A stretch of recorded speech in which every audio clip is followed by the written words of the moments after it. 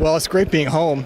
We still have a house here. My kids and wife are still here, so I got a chance to sleep in my own bed for the last couple nights. And it doesn't feel a lot different, work-wise. It doesn't feel a lot different to me, but it's nice being. I haven't seen my family in about 4 or 5 weeks. So that was great to come home. Right when you walked in, one of the media members from Kansas City said, "That's the Chargers GM. He looks like he's 20 years old." Do you still get that a lot? I really hadn't gotten it much until I got to San Diego. I never really had focused on it very much, but I guess, I don't know. When it starts with rebuilding the Chargers or fixing the Chargers, how do you start when it comes to the combine? Well, the combine is you get a chance to really see the college players up close and personal. Okay. So in the fall, we can watch tape on them, we can watch practice, you watch live games, but you can't really sit down and talk to them and get a feel for their personalities, get a feel for their football intelligence. So the combine gives us a chance to really get to know these kids as people, which is big for us.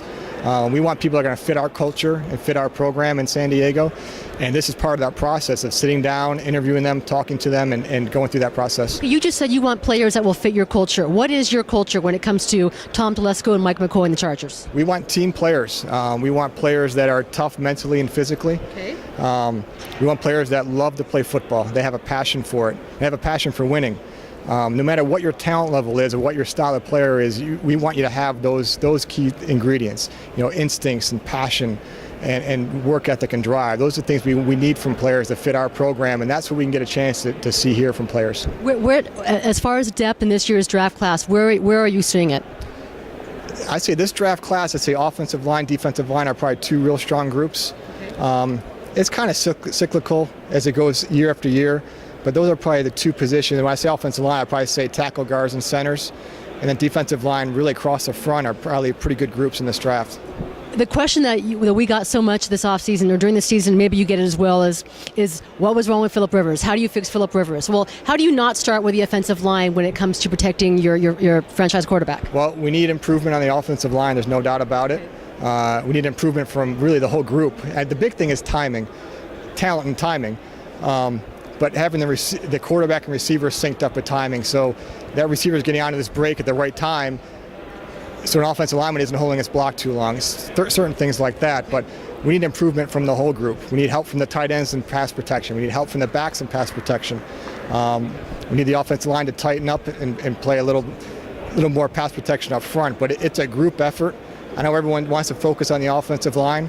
We do need to get better there, but we need improvement across the board on the offense. I know we all love mock drafts. I'm sure you pay attention to every single mock draft out there. Listen, they all have the Chargers taking a left tackle. Chargers have a left tackle currently on the roster in Jared Gaither.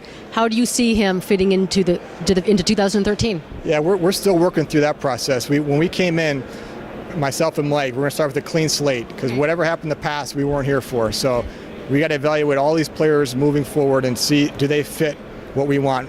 And that's what we're still doing right now. As we get closer to the beginning of the league year, which is March 13th, we'll probably have some more clarity of the roster, and then into free agency, even some more clarity of what's going to happen.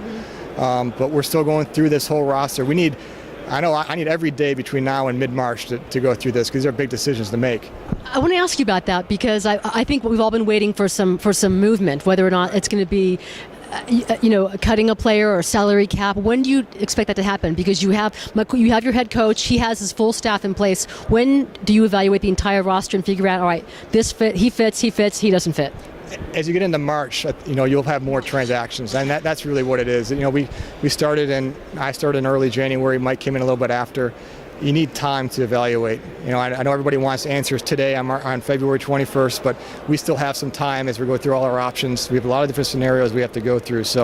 And I know we need every day. We're a little bit behind everybody else with a new head coach, new GM. So I need every day between now and mid-March to make those decisions. What's your philosophy at drafting? Is it best available player at that time? You guys pick at 11, or is it drafting according to immediate need? Yeah, we can't afford to pass good players right now. So we have a lot of areas for improvement we have right now. And we just can't afford to pass a good player. So if there's a player that we think can help us, may not be a top need, we can't afford to pass him. So we'll take good players. You get 60 formal interviews, correct? Would you have interest in interviewing Manti Te'o? Sure, yeah. I mean, he's a really good linebacker. We want to talk to all the guys that we have a lot of interest in. There's more than 60. Well, I'm not going to tell you who's on the list because you only get 60. But there's more than 60 players we would like to talk to. So you have a formal interview list, so you talk to those 60, but then there's informal interviews where you can get a lot of other players. So we'll mix and match between that because there's more than 60 players we really like. So we'll use a bigger pool than that in formal and informal interviews.